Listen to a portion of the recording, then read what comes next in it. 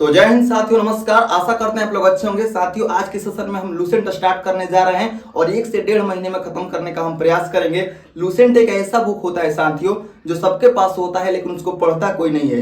लेकिन उस बुक में इतना कंटेंट का भरमार होता है, उतना कंटेंट होता है उसमें कि अगर आप उस बुक को कंप्लीट कर लेते हैं तो 80 से 90% जीएस के सवालों को आप आसानी से सॉल्व कर सकते हैं। तो चलिए हम आज शपथ लेते हैं और हम और आप दोनों मिलकर 1 से 1.5 महीने में उसको खत्म करने का प्रयास करते हैं। अगर आप हमारा भरपूर साथ देते हैं, वीडियो को फुल वॉच करते हैं तो हम जरूर इस सीरीज को कंप्लीट करेंगे।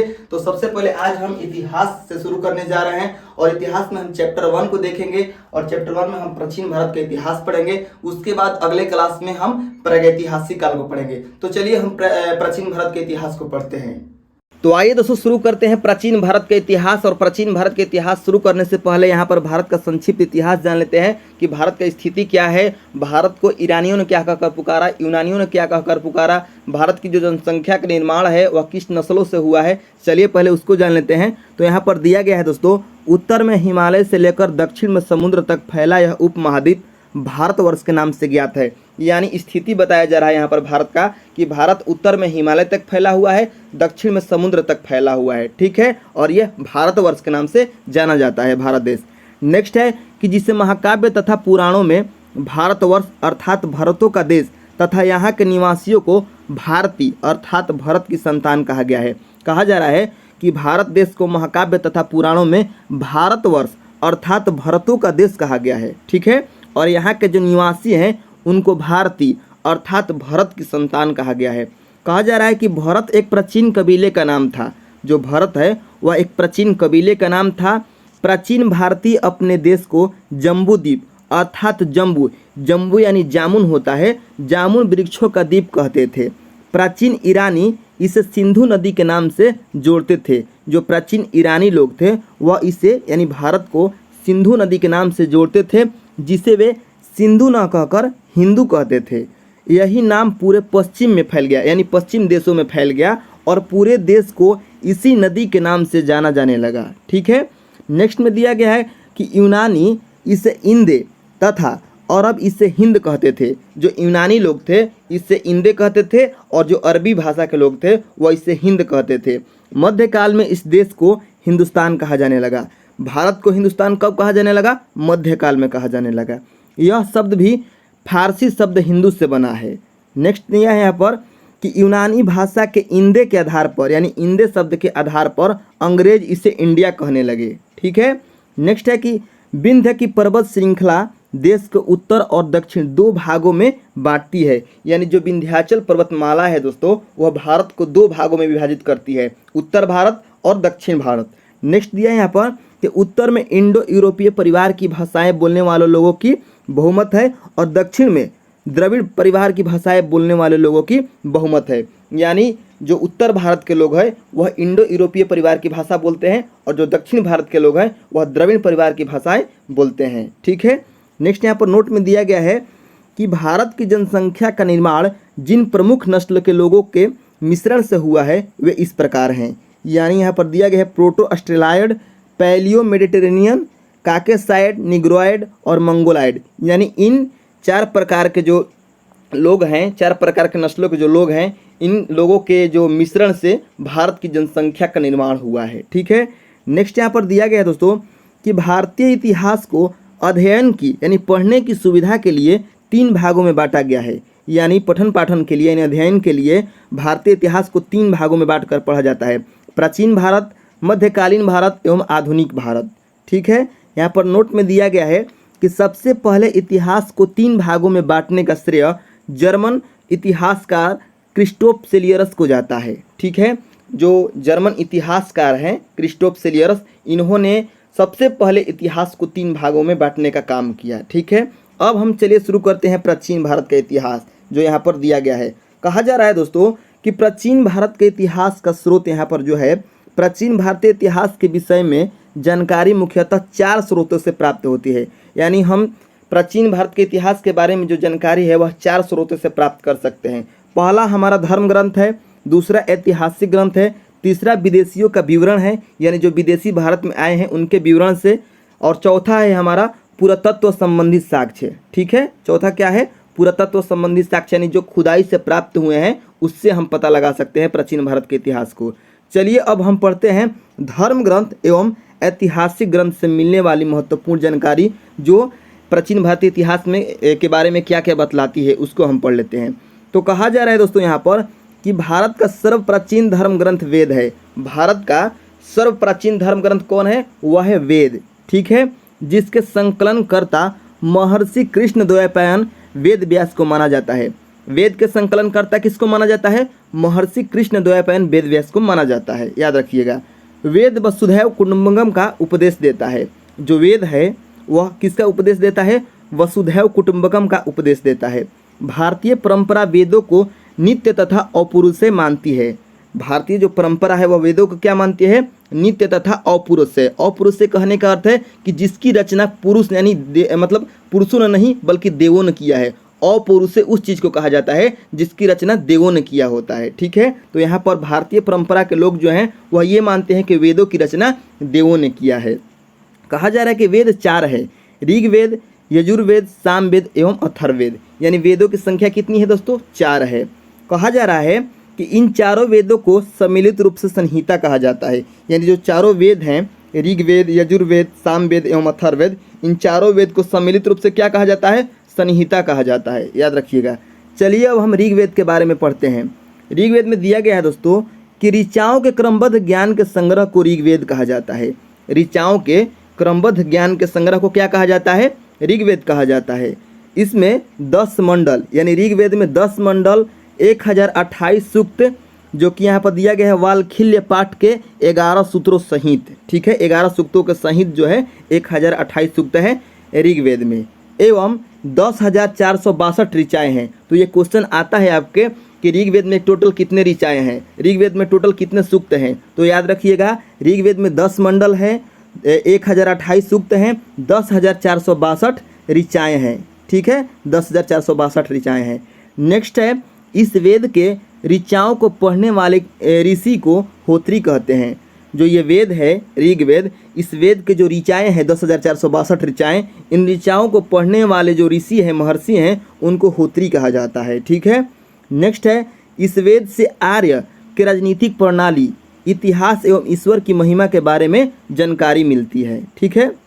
नेक्स्ट है, विश्वामित्र द्वारा रचित यानी विश्वामित्र द्वारा रचित ऋग्वेद के 3 मंडल में सूर्य देवता सावित्री को समर्पित प्रसिद्ध गायत्री मंत्र है।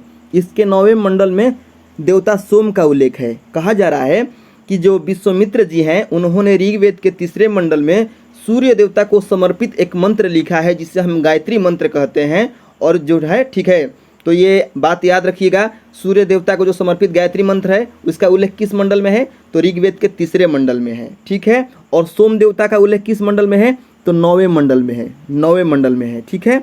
नेक्स्ट है आपका इसके 8वें मंडल यानी ऋग्वेद के 8वें मंडल की हस्तलिखित ऋचाओं को खील कहा जाता है। ऋग्वेद के 8वें मंडल की हस्तलिखित ऋचाओं को क्या कहा जाता है? खील कहा जाता है। कहा जा रहा है नेक्स्ट पॉइंट में, ऋग्वेद का सबसे बड़ा 10वां मंडल है। ऋग्वेद का सबसे बड़ा मंडल कौन सा है? 10वां मंडल है। इसमें नदी स्तुति सूक्त यानी नदियों की प्रशंसा किया गया है, पुरुष सूक्त यानी वैदिक समाजशास्त्र के बारे में बताया गया है, नसदीय सूक्त यानी ब्रह्मांड के सृजन से संबंधित विभिन्न अनुमान के बारे में बताया गया है, सूर्य सूक्त यानी विवाह श्लोक भी है 10वां मंडल में, आदि सम्मिलित है। यानी ये जो चारों चीज़ आप देख सकते हैं यहाँ पर, नदी स्तुति, पुरुष सूक्त, नसदीय सूक्त और सूर्य सूक्त, ये जो जितने भी सूक्त हैं ये 10वां मंडल में है ऋग्वेद के, ठीक है।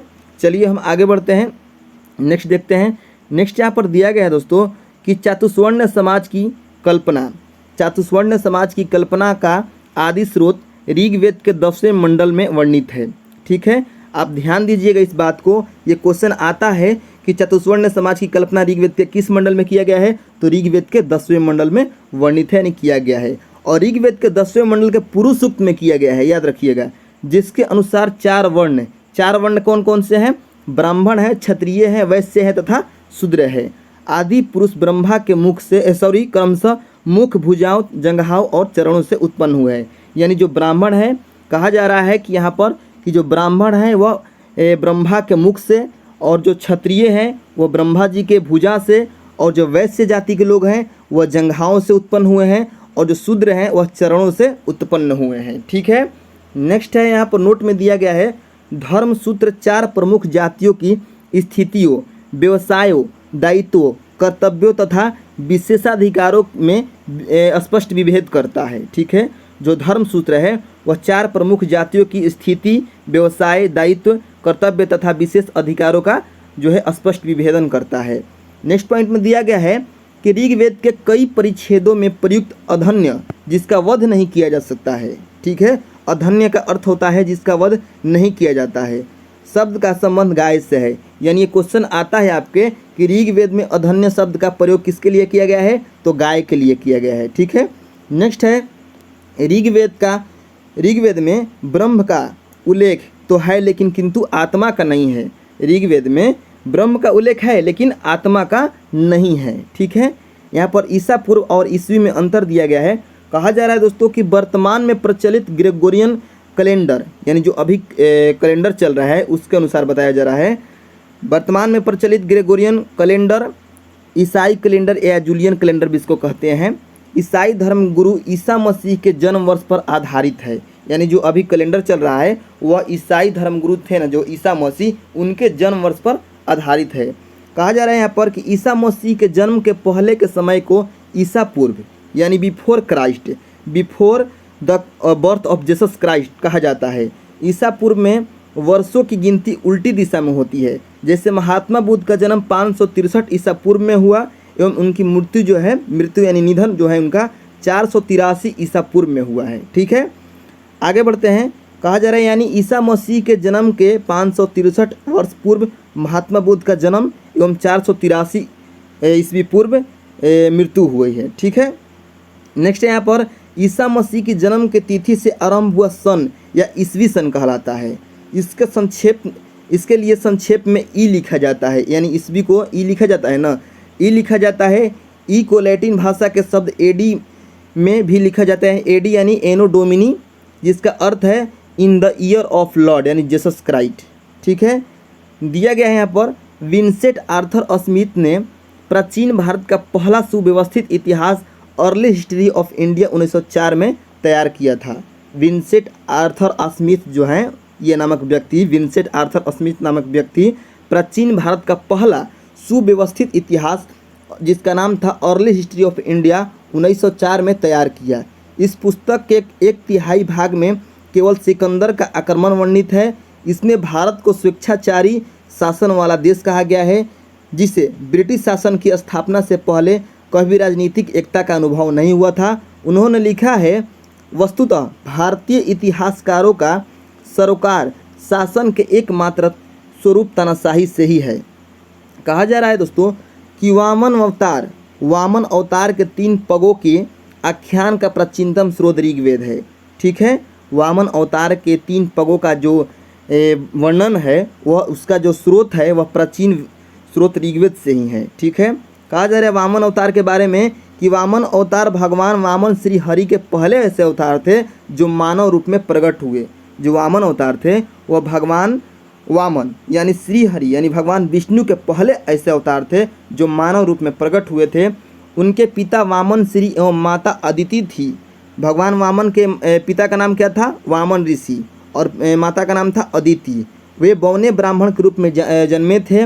भागवत पुराण के अनुसार वामन अवतार का उद्देश्य भगवान विष्णु द्वारा इंद्र को पुनः स्वर्गलोक पर अधिकार दिलाना था।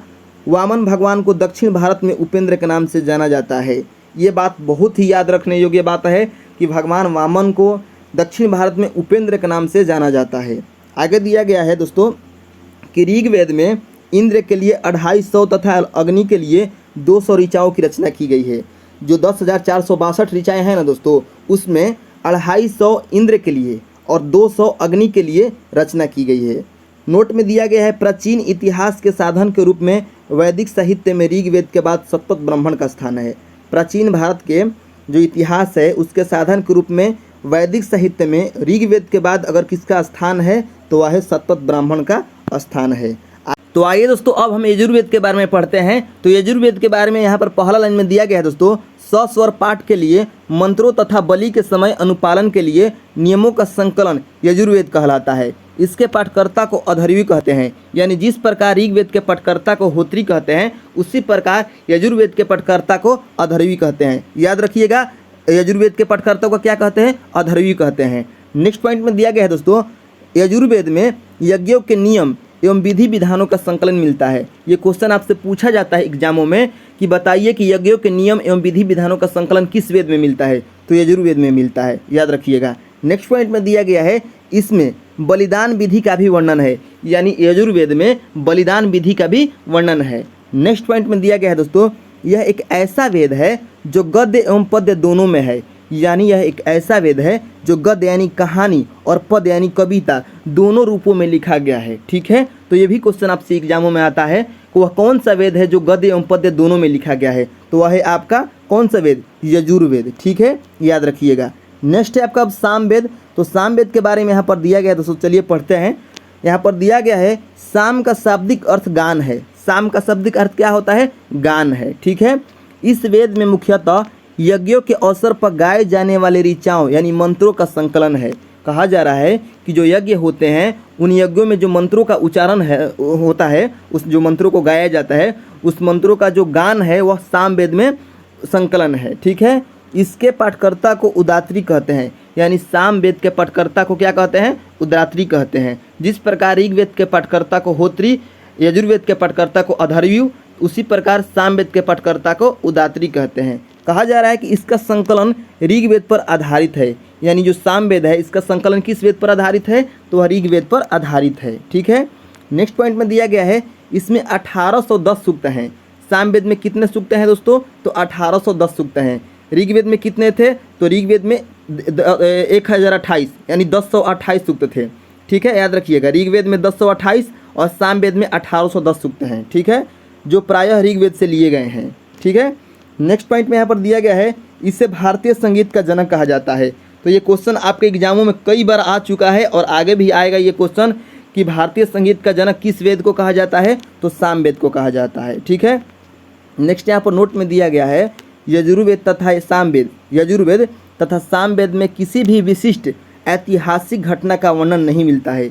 यानी दो वेद ऐसे हैं, यजुर्वेद तथा सामवेद, ये ऐसे दो वेद हैं जिनमें कोई भी ऐतिहासिक घटना का वर्णन नहीं मिलता है। ठीक है, नेक्स्ट यहाँ पर अथर्ववेद के बारे में दिया गया है। कहा जा रहा है कि अथर्वा ऋषि द्वारा रचित, यानी अथर्व ऋषि द्वारा रचित जो वेद है अथर्ववेद है। ठीक है, अथर्ववेद की जो अथर्ववेद के रचयिता कौन है? अथर्वा ऋषि हैं। तो अथर्वा ऋषि द्वारा रचित इस वेद में कुल 731 मंत्र हैं। अथर्ववेद में कुल कितने मंत्र हैं? 731 मंत्र हैं तथा लगभग 6000 पद्य है। तो ये भी क्वेश्चन आपसे आ सकता है कि अथर्ववेद में कुल कितने पद्य हैं? पद्य यानी कविता होता है, तो अथर्ववेद में 6000 पद्य हैं। इसके कुछ मंत्र ऋग्वैदिक मंत्रों से भी प्राचीनतर हैं। यानी जो अथर्ववेद के जो मंत्र हैं वह ऐसे मंत्र हैं जो ऋग्वेद के मंत्र से भी प्राचीन है, यानी पुराना है। कहा जा रहा है औषधों का उल्लेख, यानी दवा औषधि जो होता है, औषधों का उल्लेख सबसे पहले अथर्ववेद में मिलता है। याद रखिएगा, ये क्वेश्चन आ सकता है आपके एग्जामों में कि औषधों का उल्लेख सबसे पहले किस वेद में मिलता है? तो अथर्ववेद में मिलता है। नेक्स्ट पॉइंट में दिया गया है दोस्तों कि ऐतिहासिक दृष्टि से अथर्ववेद का महत्व इस बात में है कि इसमें सामान्य मनुष्यों के विचारों तथा अंधविश्वासों का विवरण मिलता है। कहा जा रहा है कि ऐतिहासिक दृष्टि से अथर्ववेद का महत्व इस बात में है कि इसमें सामान्य मनुष्यों के विचारों तथा अंधविश्वासों का विवरण मिलता है। नेक्स्ट पॉइंट में दिया गया है दोस्तों, पृथ्वी सूक्त अथर्ववेद का प्रतिनिधि सूक्त माना जाता है। पृथ्वी सूक्त क्या माना जाता है? अथर्ववेद का प्रतिनिधि सूक्त माना जाता है। ठीक है, नेक्स्ट बढ़ते हैं हम। यहाँ पर वही चीज़ें हम आपको पढ़ाएंगे जो आपके एग्जामों के लिए सिलेबस में आता है। ठीक है, क्या पढ़ना है क्या छोड़ना है आप हम पर छोड़ दीजिए। ठीक है, नेक्स्ट यहाँ पर दिया गया है, अथर्ववेद में परीक्षित को कुरुओं का राजा कहा गया है। अथर्ववेद में परीक्षित को क्या कहा गया है? कुरुओं का राजा कहा गया है तथा कुरु देश की समृद्धि का समृद्धि का अच्छा चित्रण मिलता है। ठीक है, नेक्स्ट पॉइंट में दिया गया है दोस्तों यहाँ पर, इसमें सभा एवं समिति को प्रजापति की 2 पुत्रियाँ कहा गया है। अथर्ववेद में क्या कहा गया है?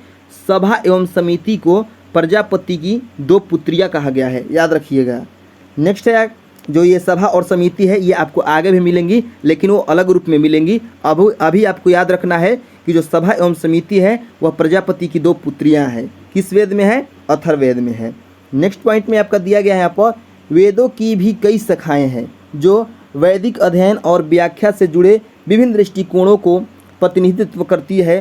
साकल शाखा, साकल शाखा किससे जुड़ी है? ऋग्वेद से जुड़ी एकमात्र जीवित शाखा है। बहुत ही यहाँ पर बेहतरीन लाइन दिया गया है, साकल शाखा ऋग्वेद से जुड़ी एकमात्र जीवित शाखा है। कैसी शाखा है? जीवित शाखा है।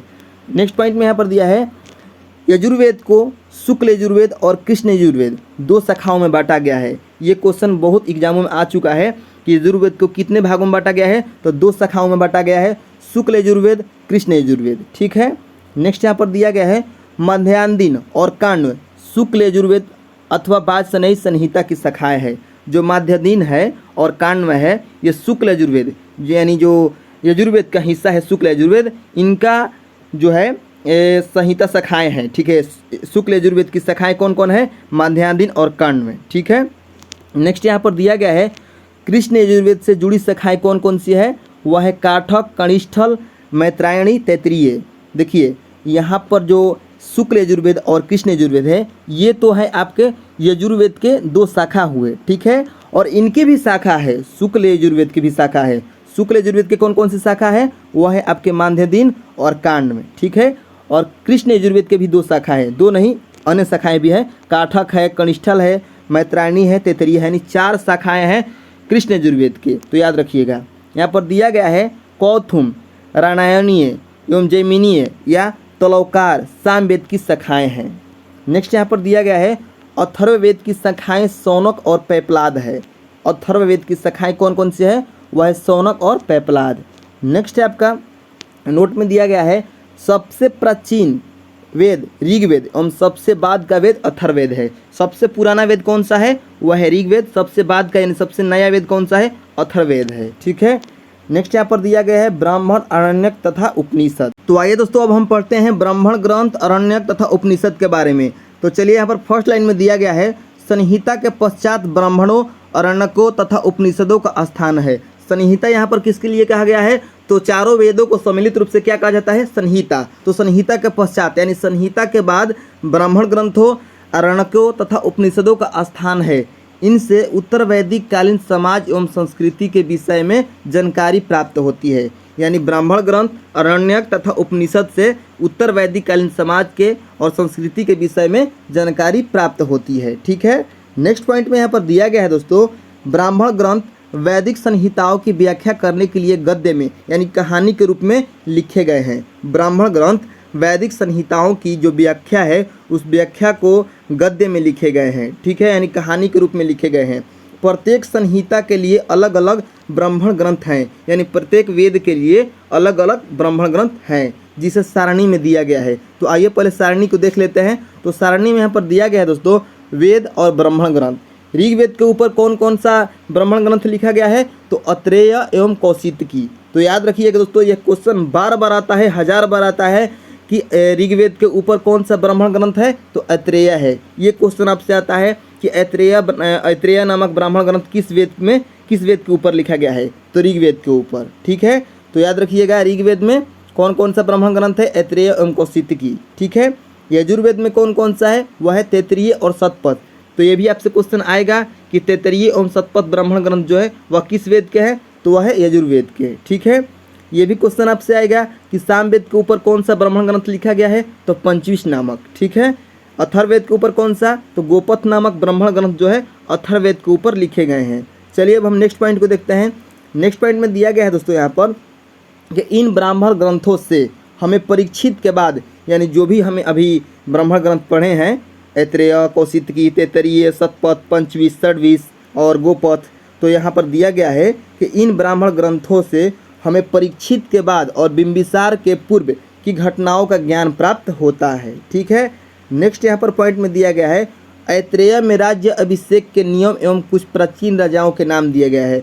ऐत्रेय नामक जो ब्राह्मण ग्रंथ है उसमें राज्य अभिषेक के नियम एवं कुछ प्राचीन राजाओं के नाम दिए गए हैं। शतपथ जो ब्राह्मण ग्रंथ है उसमें गंधार, शैल्य, कैकेय, कुरु, पंचाल, कौशल, विदेह आदि राजाओं का उल्लेख मिलता है। ठीक है। नेक्स्ट यहाँ पर दिया गया है दोस्तों, नेक्स्ट पॉइंट में, वैदिक साहित्य में ऋग्वेद के बाद शतपथ ब्राह्मण का स्थान है। वैदिक साहित्य में ऋग्वेद के बाद किसका स्थान है? तो शतपथ ब्राह्मण का स्थान है।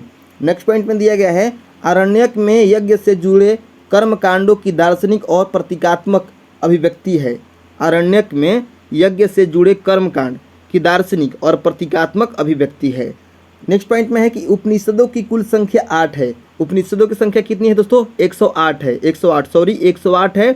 उपनिषदों की कुल संख्या कितनी है? 108 है, जिनमें 13 को मूलभूत उपनिषदों की श्रेणी में रखा गया है। इसमें यज्ञ से जुड़े दार्शनिक विचार, शरीर, ब्रह्मांड, आत्मा तथा ब्रह्मा की व्याख्या की गई है। ठीक है, चलिए अब हम नेक्स्ट देखते हैं। नेक्स्ट यहाँ पर दिया गया है दोस्तों, नेक्स्ट दिया गया है यहाँ पर कि स्त्री की यानी महिला की सर्वाधिक गिरी हुई स्थिति मैत्रेयी संहिता से प्राप्त होती है। तो याद रखिएगा, स्त्री की सर्वाधिक गिरी हुई स्थिति किससे प्राप्त होती है? तो मैत्रेयी संहिता से। ठीक है, नेक्स्ट यहाँ पर दिया गया जिसमें जुआ और शराब की भांति स्त्री को पुरुष का तीसरा मुख्य दोष बताया गया है। मैत्रेयी संहिता में दोस्तों, मैत्रेयी संहिता में स्त्री को जुआ और शराब की भांति पुरुष का तीसरा दोष बताया गया है। नेक्स्ट पॉइंट में दिया गया है शतपथ ब्राह्मण में स्त्री को पुरुष की अर्धांगिनी कहा गया है। जो शतपथ नामक ब्राह्मण ग्रंथ है उसमें स्त्री को पुरुष की अर्धांगिनी कहा गया है, यानी आधा अंग कहा गया है। ठीक है, नेक्स्ट यहाँ पर दिया गया है जवालो उपनिषद में चारों आश्रमों का उल्लेख मिलता है। ठीक है, याद रखिएगा, चारों आश्रमों का उल्लेख किस में मिलता है? तो ज्वालो उपनिषद में मिलता है। नेक्स्ट यहाँ पर दिया गया है दोस्तों स्मृति ग्रंथों में सबसे प्राचीन एवं प्रमाणिक मनु स्मृति मानी जाती है। स्मृति ग्रंथों में सबसे प्राचीन यानी सबसे पुराना एवं प्रमाणिक मनुस्मृति कौन सी है? तो वह है आपके मनु स्मृति। ठीक है, नेक्स्ट है यहाँ पर यह शुंग काल का मानक ग्रंथ है। जो मनु स्मृति है वह शुंग काल का मानक ग्रंथ है। नेक्स्ट यहाँ पर दिया गया है नारद स्मृति गुप्त युग के विषय में जानकारी प्रदान करता है। नारद स्मृति किस युग के बारे में जानकारी प्रदान करता है? तो गुप्त युग के बारे में जानकारी प्रदान करता है। नेक्स्ट यहाँ पर है वेदांग एवं सूत्र। तो चलिए पढ़ लेते हैं। कहा जा रहा है कि वेदों को भली भांति समझने के लिए 6 वेदांगों की रचना हुई है। कौन कौन से? शिक्षा यानी शुद्ध उच्चारण शास्त्र, कल्प यानी कर्मकांडीय विधि, निरुक्त यानी शब्दों की व्युत्पत्ति का शास्त्र, व्याकरण, छंद व ज्योतिष। शिक्षा, कल्प, निरुक्त, व्याकरण, छंद एवं ज्योतिष जो है ये 6 वेदांग है।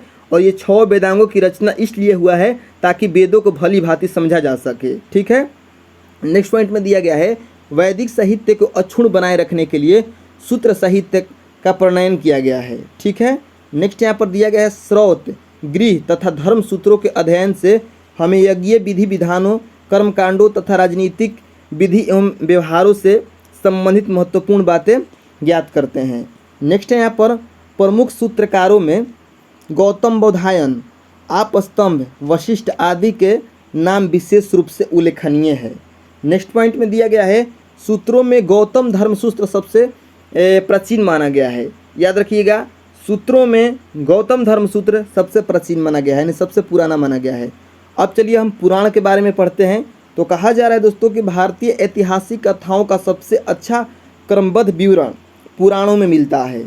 इसके रचयिता लोमहर्ष तथा इनके पुत्र उग्रश्रवा माने जाते हैं। पुराणों के रचयिता किसको माना गया है? तो लोमहर्ष ऋषि अथवा इनके पुत्र उग्रश्रवा को माना गया है। ठीक है, इनकी संख्या 18 है। पुराणों की कितनी संख्या है? 18 है, जिनमें से केवल 5 मत्स्य, वायु, विष्णु, ब्रह्मण एवं भागवत में ही राजाओं की वंशावली पाई जाती है। उनमें से 18 जो पुराण है उनमें से 5 पुराण ऐसे हैं जिसमें मत्स्य, वायु, विष्णु, ब्राह्मण एवं भागवत में जो है राजाओं की वंशावली पाई जाती है। ठीक है, यहाँ पर दिया गया है पुराण एवं संबंधित वंश, यानी किस वंश से कौन सा पुराण संबंधित है। तो विष्णु पुराण जो है वह मौर्य वंश के बारे में जानकारी देता है, और जो मत्स्य पुराण है वह आंध्र सातवाहन वंश के विषय में जानकारी प्रदान करता है। जो वायु पुराण है वह गुप्त वंश के विषय में जानकारी प्रदान करता है। नोट में यहाँ पर दिया गया है दोस्तों, पुराणों में मत्स्य पुराण सबसे प्राचीन एवं प्रमाणिक है।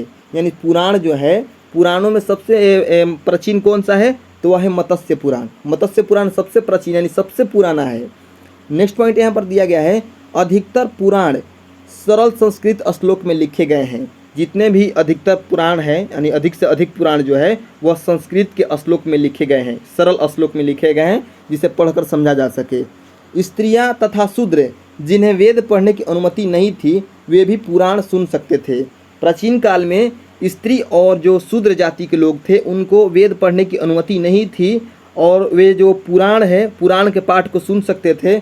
और जो पुराणों का पाठ पुजारी जी मंदिर में किया करते थे तो वह बाहर बैठकर पुराणों का पाठ सुनते थे, शूद्र और महिला जाति। ठीक है, नेक्स्ट यहाँ पर दिया गया है सामाजिक एवं सांस्कृतिक दृष्टि से अग्नि पुराण का काफ़ी महत्व है।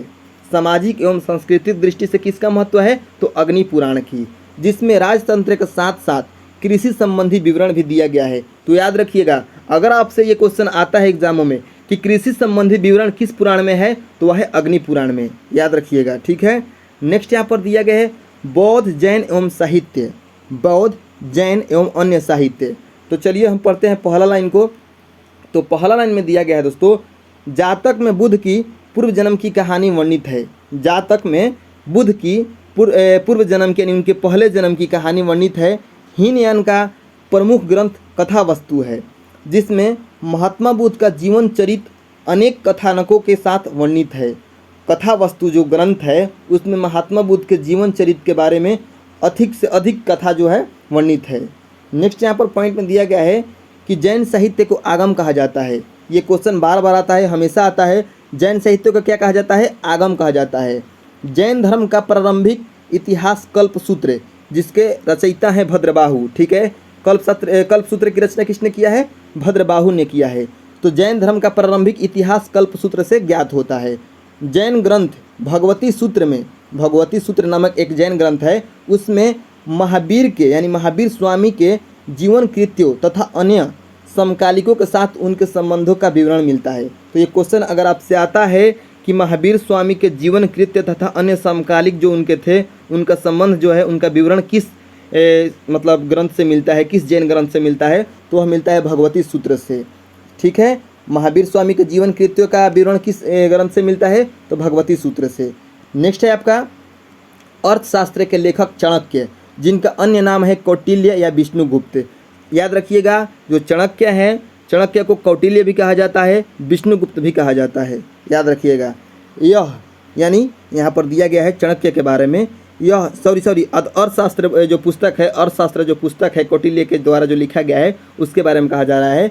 यह 15 अधिकरणों एवं 180 प्रकरणों में विभाजित है। यानी जो अर्थशास्त्र नामक पुस्तक है वह 15 अधिकरण एवं 180 प्रकरण में विभाजित है। इसमें मौर्यकालीन इतिहास की विषय में जानकारी प्राप्त होती है। यानी जो अर्थशास्त्र नामक पुस्तक है उससे हमें मौर्यकालीन इतिहास के विषय में जानकारी प्राप्त होती है। अनुवादक श्याम शास्त्री, यानी जो अर्थशास्त्र है इसके अनुवादक कौन है? वह है श्याम शास्त्री। नेक्स्ट यहाँ पर दिया गया है संस्कृत साहित्य में ऐतिहासिक घटनाओं को क्रमबद्ध लिखने का सर्वप्रथम प्रयास कलहण के द्वारा किया गया। ठीक है, याद रखिएगा, संस्कृत साहित्य में, किसमें? संस्कृत भाषा के साहित्य में ऐतिहासिक घटनाओं को क्रमबद्ध लिखने का सर्वप्रथम प्रयास किसके द्वारा किया गया? कलहण के द्वारा किया गया। कलहण द्वारा रचित पुस्तक राजतरंगिणी। तो याद रखिएगा, एक पुस्तक बार बार आता है ये कि राजतरंगिणी जो है मतलब इसको किसने लिखा है? तो राजतरंगिणी जो पुस्तक है उसको कलहण ने लिखा है और राजतरंगिणी का शाब्दिक अर्थ होता है राजाओं की नदी। ठीक है, तो नेक्स्ट यहाँ पर दिया गया है इस ग्रंथ में 8 सर्ग हैं। ये क्वेश्चन आया था एक बार दरोगा के एग्जाम में कि राजतरंगिणी नामक पुस्तक में कितने सर्ग हैं? तो 8 सर्ग हैं, जिनके तरंगों की संख्या दी गई है, जिन्हें तरंगों की संज्ञा दी गई है। जो 8 सर्ग हैं उनको तरंगों की संज्ञा दी गई है। इसमें प्रारंभ से लेकर 12वीं शताब्दी यानी 12वीं सदी तक के कश्मीर के शासकों का वर्णन मिलता है, शासकों का। तो ये भी क्वेश्चन आता है आपके एग्जामों में कि बताइए कि राजतरंगिणी पुस्तक से किस राज्य के इतिहास के बारे में जो है जानकारी प्राप्त होती है? तो कश्मीर के। ठीक है, जम्मू कश्मीर के इतिहास की जानकारी किस पुस्तक से होती है? तो राजतरंगिणी के मतलब जो रचयिता है या लेखक है वो कौन है? तो वह है कलहण। ठीक है, नेक्स्ट है आपका अरबों की सिंध विजय। अरबों के सिंध विजय का वृत्तांत यानी उनका वर्णन, उनका जो विवरण चचनामा, जिसके लेखक हैं अली अहमद, में सुरक्षित है। अरबों के सिंध विजय का वृत्तांत किस में है? तो वह चचनामा में। चचनामा के लेखक कौन है? अली अहमद है। ठीक है, नेक्स्ट यहाँ पर दिया गया है अष्टाध्यायी। अष्टाध्यायी क्या है दोस्तों? संस्कृत भाषा व्याकरण की प्रथम पुस्तक है। संस्कृत भाषा व्याकरण की प्रथम पुस्तक कौन है? वह है अष्टाध्यायी। तो अष्टाध्यायी के लेखक पाणिनि है। अष्टाध्यायी के लेखक कौन है? वह है पाणिनि। इससे मौर्य के पहले का इतिहास तथा मौर्य युगीन राजनीतिक अवस्था की जानकारी प्राप्त होती है। जो अष्टाध्यायी नामक पुस्तक है उससे हमें मौर्य के बारे में इतिहास और मौर्य युगीन राजनीतिक अवस्था की जानकारी प्राप्त होती है। ठीक है, कहा जा रहा है कि अष्टाध्यायी में, जो अष्टाध्यायी पुस्तक है संस्कृत व्याकरण की, संस्कृत भाषा व्याकरण की प्रथम पुस्तक है अष्टाध्यायी। अष्टाध्यायी में ही पहली बार लिपि शब्द का प्रयोग किया गया है। दोस्तों यहाँ पर ध्यान दीजिए, देने वाला बात है। ठीक है, पहली बार लिपि शब्द का प्रयोग किस में हुआ है? तो अष्टाध्यायी नामक संस्कृत भाषा की व्याकरण पुस्तक में। ठीक है, चलिए अब हम आगे बढ़ते हैं। आगे यहाँ पर दिया गया है कात्यायन की गार्गी संहिता एक ज्योतिष ग्रंथ है। कात्यायन की एक पुस्तक है जिसका नाम है गार्गी संहिता, और गार्गी संहिता एक पुस्तक भी है और इसे हम ज्योतिष ग्रंथ भी कहते हैं। ये एक ज्योतिष ग्रंथ है, ये पुस्तक नहीं एक ज्योतिष ग्रंथ है। फिर भी इसमें कहा जा रहा है कि ये देखिए, जो गार्गी संहिता है वह एक ज्योतिष ग्रंथ है, लेकिन फिर भी इसमें भारत पर होने वाले यवन आक्रमणों का उल्लेख मिलता है। ज्योतिष ग्रंथ का जो आक्रमणों का कोई इसमें देखिए नाता नहीं है, लेकिन फिर भी ये ज्योतिष ग्रंथ होते हुए भी जो कात्यायन जी हैं उन्होंने अपने गार्गी संहिता में भारत पर जो यवन आक्रमण हुआ है उसका उल्लेख किया है अपनी पुस्तक में। गार्गी संहिता में, याद रखिएगा, गार्गी संहिता जो कि एक ज्योतिष ग्रंथ है और उसमें भारत पर होने वाले यवन आक्रमण का उल्लेख मिलता है। नेक्स्ट है आपका पतंजलि, पुष्यमित्र शुंग के पुरोहित थे। पतंजलि कौन थे? पुष्यमित्र शुंग के पुरोहित थे। इनके महाभाष्य यानी महाभाष्य, इनके जो पुस्तक है महाभाष्य ग्रंथ है उसके रचयिता है पतंजलि। महाभाष्य नामक पुस्तक से या ग्रंथ से शुंगों के इतिहास का पता चलता है। ठीक है, महाभाष्य से क्या पता चलता है? शुंगों के इतिहास के बारे में पता चलता है।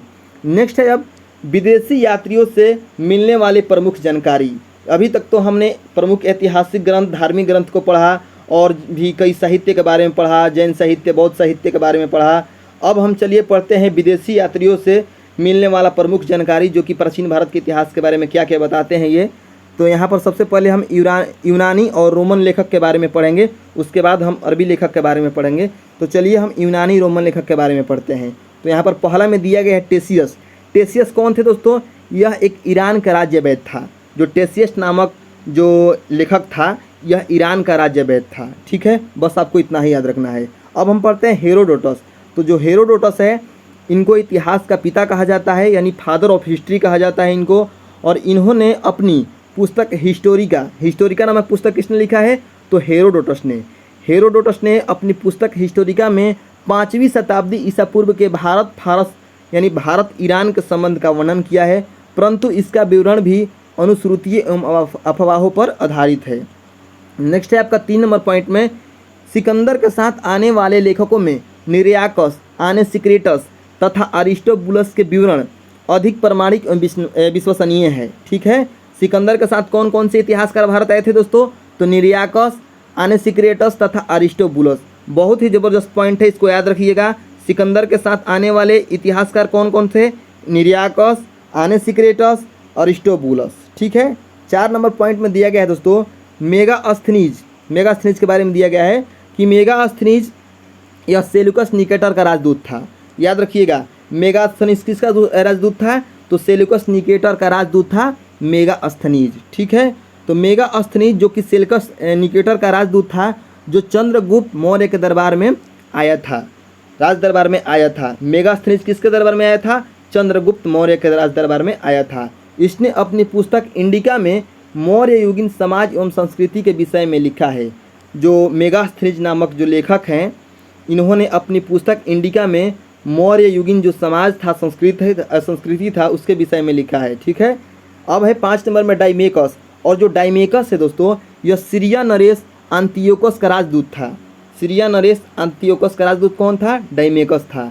डाइमेकस सीरिया नरेश अंतियोकस का राजदूत था, जो बिंदुसार, कौन?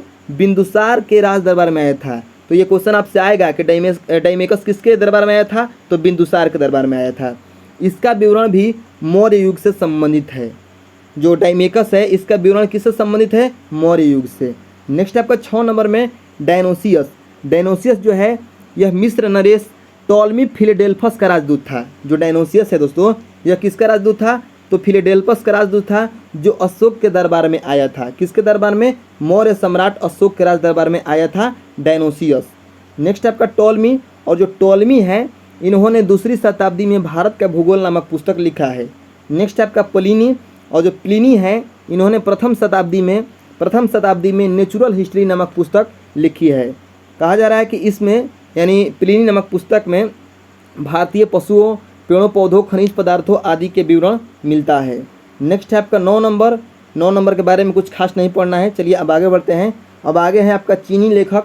अभी तो हमने पढ़ा यूनानी रोमन लेखक, अब हम पढ़ते हैं चीनी लेखक। तो चीनी लेखक में प्रथम नाम आता है फाहियान का। जो फाहियान है दोस्तों, यह एक चीनी यात्री हैं, और यह एक चीनी यात्री गुप्त नरेश चंद्रगुप्त द्वितीय के दरबार में आए थे। जो यह देखिए, यहाँ पर याद रखने योग्य ये बात है कि फाहियान जो है ये एक चीनी यात्री हैं, याद रखिएगा। चंद्रगुप्त द्वितीय के दरबार में आए थे, ये भी याद रखिएगा, ठीक है। अब आगे बढ़ते हैं।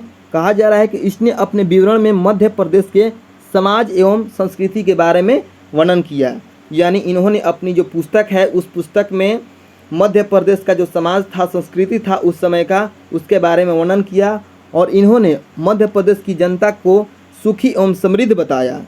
यह 14 वर्ष तक भारत में रहे थे। नेक्स्ट है संयुगन। चलिए अब संयुगन के बारे में पढ़ते हैं। यहाँ पर दिया गया है, यह 518 ईस्वी में भारत आया। संयुगन भारत कब आया था? 518 ईस्वी में। इसने अपने 3 वर्षों की यात्रा में बौद्ध धर्म की प्राप्तियाँ एकत्रित की, ठीक है। नेक्स्ट है आपका वेनसांग, और जो वेनसांग है दोस्तों, यह हर्षवर्धन के शासनकाल में आए थे। वर्धन वन के शासक थे हर्षवर्धन, और उन्हीं के शासनकाल में आए थे वेनसांग। और वेनसांग एक चीनी यात्री थे, और वेनसांग 629 ईस्वी में चीन से भारतवर्ष के लिए प्रस्थान किए थे। यानी 629 ईस्वी में ये चीन से चल दिए भारत के लिए, और लगभग 1 वर्ष की यात्रा के बाद इन्होंने सर्वप्रथम वह भारतीय राज्य कपिसा पहुंचा। भारत में 15 वर्षों तक ठहर कर 645 ईस्वी में चीन लौट गए। यानी जो वेनसांग नामक यात्री थे उन्होंने भारत में 15 वर्ष रहा, और वह बिहार में नालंदा जिला स्थित नालंदा विश्वविद्यालय में अध्ययन करने तथा भारत से बौद्ध ग्रंथों को एकत्र कर ले जाने के लिए आए थे, ठीक है। जो वेनसांग है वह नालंदा विश्वविद्यालय में पढ़ने के लिए आए थे और बौद्ध ग्रंथों के बारे में एकत्रित जानकारी ले जाने के लिए आए थे भारत, ठीक है। इसका भ्रमण वृत्तांत यानी जो इनका यात्रा वृत्तांत है, यानी इन पुस्तक जो अपनी यात्रा के बारे में जो इन्होंने पुस्तक लिखा है वेनसांग, उस पुस्तक का नाम है सीयू की। तो कहा जाता है कि वेनसांग ने अपना यात्रा वृत्तांत यानी भ्रमण वृत्तांत सीयू की के नाम से प्रसिद्ध किया है, ठीक है, जिसमें 138 देशों का विवरण मिलता है। उस पुस्तक में कितने देशों का विवरण मिलता है? 138 देशों का विवरण मिलता है। इसने हर्षकालीन यानी हर्षवर्धन कालीन समाज, धर्म तथा राजनीति के बारे में वर्णन किया है। इसके अनुसार सिंध का राजा शूद्र था। वेनसांग ने बुद्ध की प्रतिमा के साथ साथ सूर्य और शिव की प्रतिमाओं का भी पूजन किया था। नेक्स्ट आपका नोट में दिया गया है कि वेनसांग के अध्ययन के समय नालंदा विश्वविद्यालय के कुलपति आचार्य शिलभद्र थे। ये क्वेश्चन आपके एग्जामों में आ सकता है कि वेनसांग के अध्ययन के समय नालंदा विश्वविद्यालय के कुलपति कौन थे? आचार्य शिलभद्र थे, ठीक है। नेक्स्ट आपका यह विश्वविद्यालय बौद्ध दर्शन के लिए प्रसिद्ध था। नेक्स्ट आपका 4 नंबर में दिया गया है यहाँ पर इत्सिंग के बारे में। तो जो इत्सिंग है दोस्तों, इत्सिंग एक चीनी यात्री था, और ये भी 7वीं शताब्दी के अंत में भारत आया था। और इसने अपने जो विवरण है नालंदा विश्वविद्यालय, विक्रमशिला विश्वविद्यालय तथा अपने समय के भारत का वर्णन किया है। यानी इसके भी यात्रा वृत्तांत से भारत के बारे में, भारत के इतिहास के बारे में जानकारी मिलता है, ठीक है। चलिए हम आगे बढ़ते हैं। आगे यहाँ पर क्या दिया गया है? अरबी लेखक के बारे में दिया गया है। हमने पहले भी आपको बताया कि यूनानी लेखक के बारे में, रोमन लेखक के बारे में हमने पढ़ा, फिर हमने चीनी लेखकों के बारे में पढ़ा, अब हम अरबी लेखक के बारे में पढ़ते हैं। तो अरबी लेखक में सबसे पहला नाम आता है अलबरूनी का। तो चलिए अलबरूनी के बारे में पढ़ते हैं। तो यहाँ पर दिया गया है दोस्तों कि यह महमूद गजनवी के साथ भारत आया था। जो अलबरूनी है वह महमूद गजनवी के साथ भारत आया था। अलबरूनी ख्वारिज्म या खीव यानी आधुनिक में हम कर सकते हैं तुर्कमेनिस्तान जो देश है उसका पुराना नाम क्या था? ख्वारिज्म तथा खीव, ख्वारिज्म या खीव, ठीक है, रहने वाला था, तुर्कमेनिस्तान का रहने वाला था अलबरूनी। अरबी में लिखी गई उसकी किताब, उसकी कृति किताब उल हिंद या तहकीक ए हिंद यानी भारत की खोज। ठीक है, ये क्वेश्चन आता है बार बार कि किताब उल हिंद की रचना किसने किया है, तो अलबरूनी ने किया है। तहकीक ए हिंद पुस्तक की रचना किसने किया है, तो अलबरूनी ने किया है। आज भी इतिहासकारों के लिए एक महत्वपूर्ण स्रोत है। ठीक है, जो किताब उल हिंद नामक पुस्तक है वह इतिहासकारों के लिए एक महत्वपूर्ण स्रोत है भारत के इतिहास के बारे में जानने के लिए। कहा जा रहा है यहाँ पर कि यह एक विस्तृत ग्रंथ है। जो किताब उल हिंद है वह एक विस्तृत ग्रंथ है जो धर्म और दर्शन, त्योहारों, खगोल विज्ञान, कीमिया, रीति रिवाज तथा प्रथाओं, सामाजिक जीवन, भार तौल तथा मापन विधियाँ, मूर्ति कला, कानून, मापतंत्र विज्ञान आदि विषय के आधार पर 80 अध्याय में विभाजित है। इसमें राजपूतकालीन समाज, धर्म, रीति रिवाज, राजनीतिक आदि पर सुंदर प्रकाश डाला गया है। नेक्स्ट है आपका इब्न बतूता। और जो इब्न बतूता है दोस्तों, ये जो है ये भी एक अरबी लेखक हैं और अरबी इतिहासकार हैं और इन्होंने अरबी भाषा में लिखा है। उनका यात्रा वृत्तांत जो है रेहला कहा जाता है। इब्न बतूता का जो यात्रा वृत्तांत है वह रेहला नामक से लिखा गया है।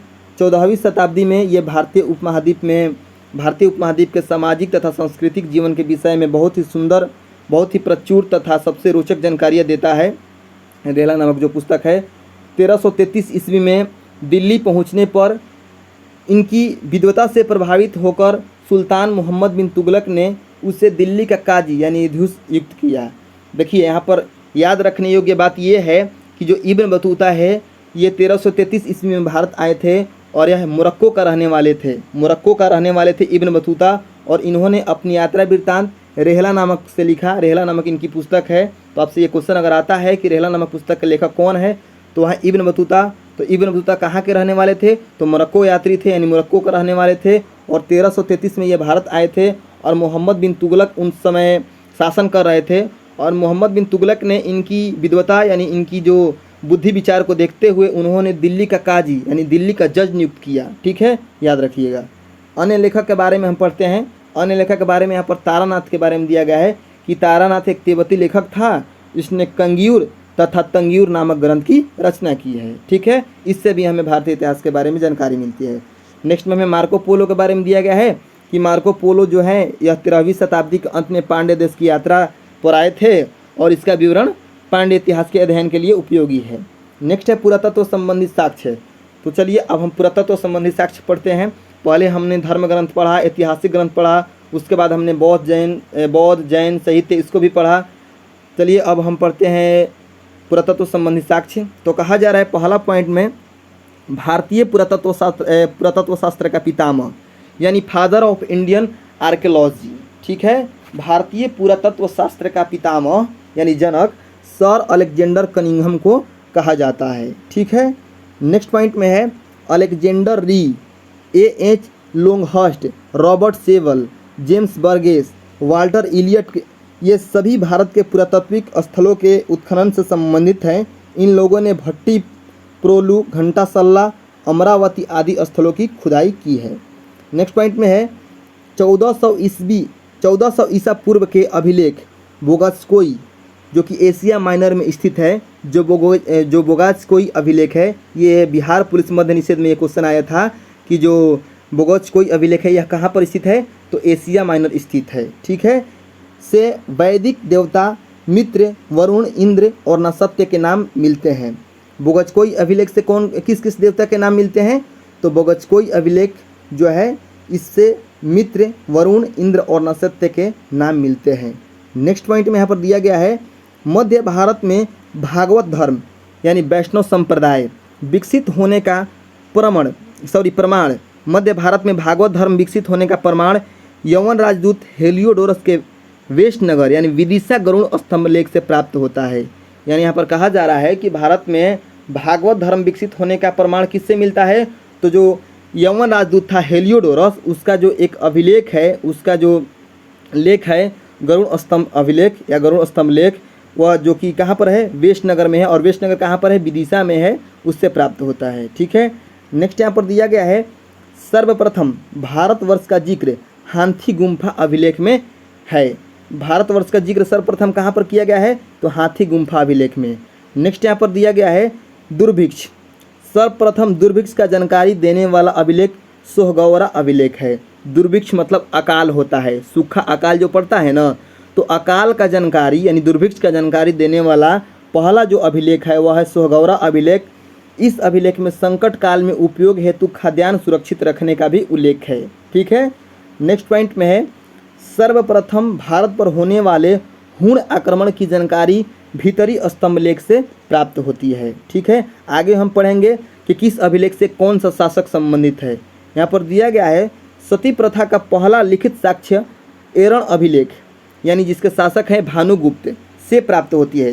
तो सती प्रथा का पहला लिखित साक्ष्य किस अभिलेख से प्राप्त होती है, तो एरण अभिलेख से। नेक्स्ट में यहाँ पर सातवाहन राजाओं का पूरा इतिहास उनके अभिलेखों के आधार पर लिखा गया है। सातवाहन राजाओं का पूरा इतिहास किस पर लिखा गया है, उनके अभिलेखों के आधार पर लिखा गया है। कहा जा रहा है नेक्स्ट पॉइंट में रेशम बुनकर की श्रेणियों की जानकारी मंदसौर अभिलेख से प्राप्त होती है। रेशम बुनकर की श्रेणियों की जानकारी किससे प्राप्त होती है, मंदसौर अभिलेख से। नेक्स्ट यहाँ पर दिया गया है कश्मीरी नौपाषाणिक पुरास्थल बुर्जहोम। कश्मीरी नौपाषाणिक पुरास्थल है बुर्जहोम। बुर्जहोम क्या है, तो ये नौपाषाणिक पुरास्थल है और यह कश्मीर में है। बुर्जहोम से गर्तावास यानी गड्ढा घर का साक्ष्य मिला है। इनमें उतरने के लिए सीढ़ियाँ होती थी, जो मतलब गड्ढा घर मिला है उसमें उतरने के लिए सीढ़ियाँ होती थी। यहाँ मनुष्य के साथ उसके पालतू कुत्ते को भी दफनाने का प्रथा प्रचलित थी। ठीक है, प्राचीनतम सिक्के को क्या कहा जाता है, आहत सिक्का कहा जाता है। इसी को साहित्य में कसार्पण कहा गया है। प्राचीनतम सिक्के को क्या कहा गया है साहित्य में, कसार्पण, याद रखिएगा। नेक्स्ट यहाँ पर दिया गया है दोस्तों कि सर्वप्रथम सिक्कों पर लेख लिखने का कार्य यवन शासक ने किया। सर्वप्रथम सिक्कों पर लेख लिखने का काम किसने किया, तो यवन शासक ने किया। यहाँ पर देखिए महत्वपूर्ण अभिलेख दिया गया है और अभिलेख से संबंधित शासक का नाम दिया गया है कि किस अभिलेख से संबंधित कौन सा शासक हैं। तो देखिए सबसे पहले यहाँ पर दिया गया है हाथी गुम्फा अभिलेख। तो हाथी गुम्फा अभिलेख से संबंधित शासक कौन है, तो वह है कलिंग राज खरवेल। कलिंग राज खरवेल किस अभिलेख से संबंधित है, तो हाथी गुम्फा अभिलेख से। और जो हाथी गुम्फा अभिलेख है ये तिथि रहित अभिलेख है, यानी इस पर कोई तिथि नहीं है। ठीक है, नेक्स्ट यहाँ पर जूनागढ़ यानी गिरनार अभिलेख। इसको गिरनार अभिलेख भी कहा जाता है कहीं कहीं, या जूनागढ़ अभिलेख भी कहा जाता है। तो जूनागढ़ गिरनार अभिलेख किस शासक से संबंधित है, तो रुद्रदामन से। तो रुद्रदामन किस अभिलेख से संबंधित है, तो जूनागढ़ से। नेक्स्ट है आपका नासिक अभिलेख, और नासिक अभिलेख गौतमी बलश्री शासक से संबंधित है। तो याद रखिएगा गौतमी बलश्री शासक किस अभिलेख से हैं, तो नासिक अभिलेख से संबंधित है। नेक्स्ट है आपका प्रयाग प्रशस्ति अभिलेख। तो प्रयाग स्तंभ जो लेख है वह समुद्रगुप्त से संबंधित है। तो समुद्रगुप्त किस अभिलेख से संबंधित है, तो प्रयाग स्तंभ लेख। नेक्स्ट है आपका एहौल अभिलेख। तो अभिलेख जो एहौल अभिलेख हैं ये पुलकेशिन द्वितीय से संबंधित है। याद रखिएगा पुलकेशिन द्वितीय किससे संबंधित है, एहौल अभिलेख से। ठीक है, नेक्स्ट है आपका मंदसौर अभिलेख।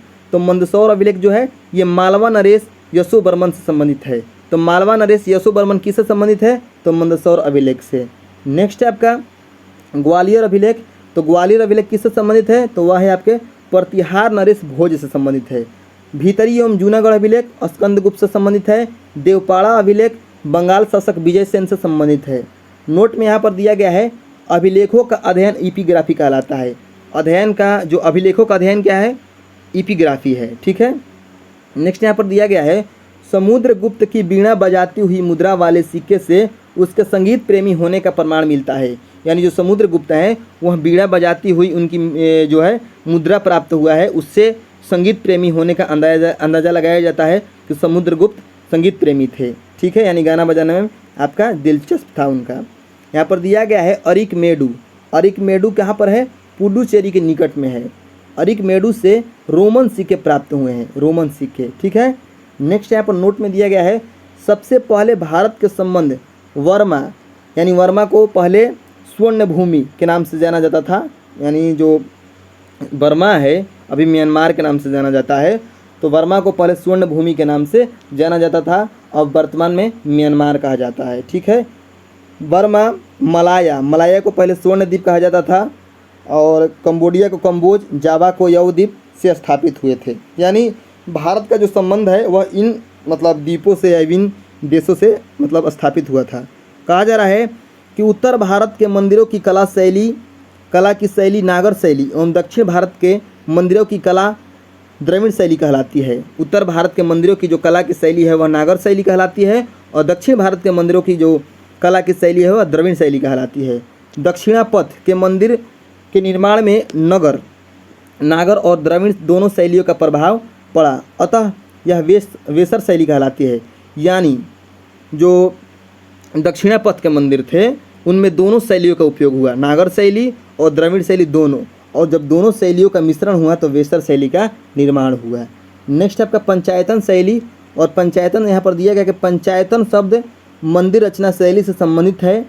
एक हिंदू मंदिर तब पंचायतन शैली कहलाता है, एक हिंदू मंदिर तब पंचायतन शैली कहलाता है जब मुख्य मंदिर 4 सहायक मंदिरों से घिरा होता है। यानी जो मुख्य मंदिर होता है वह 4 सहायक और मंदिरों से, मान लीजिए ये आपका मुख्य मंदिर हो गया, ठीक है, ये 4 सहायक और मंदिरों से घिरा होगा, ठीक है, घिरा होता है पंचायतन मंदिर का, तब यह उदाहरण माना जाता है। जैसे कंदरिया महादेव मंदिर जो कि खजुराहो में है, ब्रह्मेश्वर मंदिर जो कि भुवनेश्वर में है, लक्ष्मण मंदिर जो कि खजुराहो में है, लिंगराज मंदिर जो कि भुवनेश्वर में है, दशा अवतार मंदिर जो कि देवगढ़ के उत्तर प्रदेश में है, गुंडेश्वर मंदिर जो कि महाराष्ट्र में है। ये सभी मंदिर जो है पंचायतन शैली का उदाहरण है। तो यहाँ पर आपका प्राचीन भारत का इतिहास खत्म होता है। आगे हम प्रागैतिहासिक काल को पढ़ेंगे। तब तक के लिए धन्यवाद। आशा करते हैं कि आपको क्लास अच्छी लगी होगी। क्लास अगर अच्छी लगी होगी तो चैनल को सब्सक्राइब करके हमारे इस सीरीज़ के साथ जुड़ जाइएगा।